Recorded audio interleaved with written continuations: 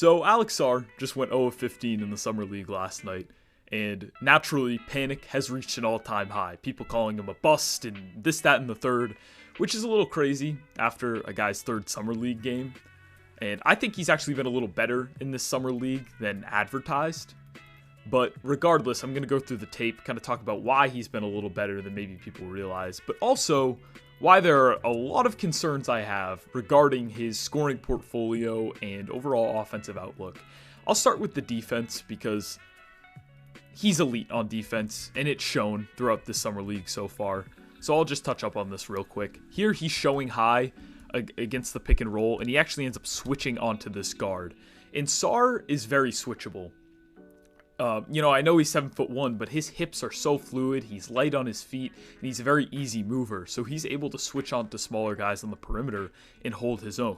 And even if he does lose a step, like he does in this case, he has elite recovery ability, and he can just erase shots at the rim, and he can make up for losing a step, like he does in this instance. Again, moves easy downhill, so he's able to kind of track this thing down, and then he has the length to block this shot from behind. He has the perfect timing to high point this ball and just glass it.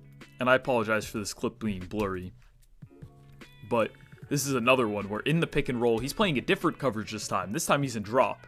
So he's very versatile against the pick and roll, can run all sorts of different coverages. But again, this time he's in drop. This guard picks up his dribble extremely early, so Sarr's job isn't super difficult, but it is worth noting, Sarr has the ability to kind of play cat and mouse. So he can deter a drive, bait you into a pass, and then still recover to that pass and block a shot. And this block is crazy because Sarr flips his hips, gets up in the air vertically, tracks the ball, and times this block up perfectly.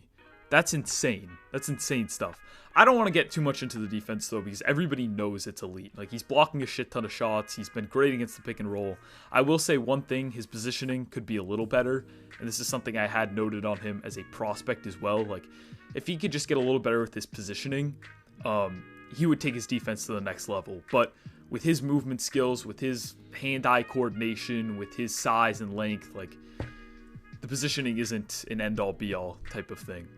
But here's the offense, okay? I'm going to start off with his passing because I've been pleasantly surprised with it thus far. Here, he's attacking off the catch, which is something Sarr does pretty comfortably. Settles like he's going to go for a pull-up mid-range shot, but then he locates this open shooter on the wing. So he makes that pass. It's a quick decision. I like the velocity. Good stuff. And here, again, he's attacking off of a live dribble.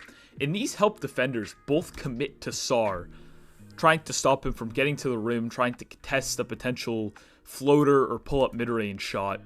Sarr recognizes this, and he's able to access the vertical plane to hit this open man. Now, I will say this. An elite passer is going to hit the guy wide open in the bottom right screen. Bottom right of your screen here, open in the corner. That's what an elite passer would do. They'd be able to find that guy. You got an easy open three. Sarr isn't quite that good. But the fact that he's able to, off of a dribble, recognize these two overplaying and help, see the open man, and access the vertical plane to get him with an easy two, I really like it. And here's another passing clip. This is pretty ambitious stuff. On the perimeter, Bub Carrington's going to make the cut here. In Sarr, this pass, like the delivery, again, he's not an elite passer. Like, an elite passer doesn't make Bub Carrington necessarily jump for this ball and end up on the baseline here, right? Elite delivery would lead Bub Carrington into a layup. So the delivery on it isn't exactly the most accurate, but the fact that Sarr's willing to like see this and try it, and the pass isn't half bad, it leads to an open three. I like it. I like the fact that he's willing to test the waters with this kind of stuff. So like the vision and the accuracy isn't crazy good, and I don't necessarily think it ever will be. I'm not blown away by Alex Sarr's feel, but he's testing some stuff that I'm happy he's doing, and he's generally making quick decisions and good decisions as a passer, which is really good to see. The shooting is a big concern people have right now. He was below 30% last season overseas, right? He's a 70% guy from the free throw line, which is mediocre. He does have good touch, I will say. Decent touch on floaters and runners and things like that, which are good for his shooting indicators. And he's definitely willing to shoot from the perimeter. His shooting projection is very shaky, I'll say. And overall, he's a negative 3-point shooter right now. But one of his best indicators is what he's able to do as a pull-up shooter from the mid-range. Here, he's going to stop, not necessarily on a dime, but he pulls up for a mid-range shot, gets this defender up in the air with the pump fake, changes his release angle, and gets a clean shot off here and nails it. He's a very good off-the-dribble shooter from the mid-range, which I think bodes very well for his shooting projection. Again, I think his shooting projection is very hard for me to wrap my head around. His indicators are all, like, just fine, and overall, he's a negative 3-point shooter right now, so I don't know. The 3-point shot is very high variance. It's tough to locate. He definitely has shooting upside. I don't know if it'll ever really get there, and it's at least going to take a couple years. But I think his mid-range game is definitely an intriguing piece right now. It bodes very well for his shooting projection. And for all the misses that he had last night, what was it, 0 of 7 from 3, he has hit a couple off-the-dribble threes so far in Summer League, for whatever it's worth. He hit 2 against the Hawks, and this was a nice one off the pick and pop. Little sidestep off the dribble, creates a little bit of space for himself and knocks that thing down. I like it. I like it. Again, far ways to go as a shooter. There are a ton of bad misses, a lot more bad misses than good encouraging ones like this one. But the flashes is all you really care about in year one for Sarr. You knew he wasn't going to come in and start knocking down threes at an above average rate. He's going to shoot more threes than you'd like. He's going to make less than you'd like early on, but you hope that eventually he starts to figure it out. And he's really going to need to figure it out because his finishing is terrible. This is the big piece of his game that I'm very concerned about. He shot 55% at the rim in the half court last year. And I get it, he was an 18-year-old playing in a pro league, but 55% is bad for any player. 55% for a big man is atrocious. Almost unheard of type of territory. And he also had a below, I believe, 30% free throw rate. Like, doesn't really get to the free throw line at all. And it's because he is so contact averse. So this clip, I just don't know what his driving plan is. He's kind of in like semi-transition here. He's got some open space to attack. And I will say, he's a better finisher in transition when there's like more space to operate. And he's able to use like his handle, fluidity, touch, and craft. And is less reliant on actually finishing through contact. But here, he just picks up his dribble so early. And then he's forcing this like tough floater at a bad angle. Sometimes I really question his driving plan. Like, what is your plan on this drive? And I think a lot of the time it's because he's contact averse and then he's forcing shots at really weird angles in the in-between game. This is another one where he has an opportunity to attack downhill on Klingon. And in all fairness, Klingon, elite rim protector. Klingon made his life hell at the rim last night because he's an elite rim protector, as I just said. But an attack, there's a chance to really attack downhill here. Instead, Sarr picks up his dribble in the in-between game again, takes this long stride, like he's attacking downhill, but then immediately settles for this like weird, awkward floater again with his right hand. He's very predictable. He doesn't really use his offhand a lot, which is another thing that I think makes it easy for rim protectors to contest his shot. He doesn't really use his offhand. But again, just settling for these weird floaters at tough angles because he's not willing to take charge around the rim. This is one where he collects there's 3.9 seconds on the shot clock, so he kind of has to force a shot up here. So I'll give him credit for that, and I kind of like this pump fake. But then, what is this?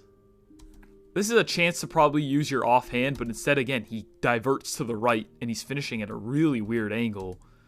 He doesn't try to bump himself into Klingon's chest at all. And again, I get it with the shot clock, it's a little tough. At this angle, it's a little tough. But, why are we shooting this with our right hand at this angle? Why aren't we maybe even trying another pump fake and trying to get into Klingon's chest and maybe draw some sort of foul?